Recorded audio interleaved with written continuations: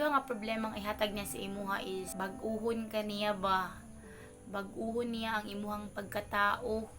Yes, kana nga problema mao na makapabag-o sa imuhang pagkatao, ang imong character bag-uhon sa Ginoo. So magpadala siya og mga problema kay para kana nga problema naa kay makat-unan ana nga problema. Kung wala kay pasensya ang imong patience, magkaroon na ka og mahaba nga pasensya kay tungod gitrain ka sa Ginoo ba, gitrain ka niya sa mga pagsulay, mao na siya training nimo, mga pagsulay sa kinabuhi ba, problema sa kinabuhi, gina-train ka ni God ana para mabag-o ang imuhang pagkatao, ang imong character, para naa na kay pasensya. Ano gusto ni God ba, mabag-o ka, dili man gud pwede nga dili ka mabag-o, kailangan mabag-o gyud ka. So ang Ginoo mo allow gyud na siya mga problema sa imong kinabuhi para mautoy makapabag-o sa imuhang pagkatao. Naapoy problema nga mao na siya ang maging humble ka, naapoy problema nga para maging grateful ka sa tanan unsay naa sa imuha, o kana pong problema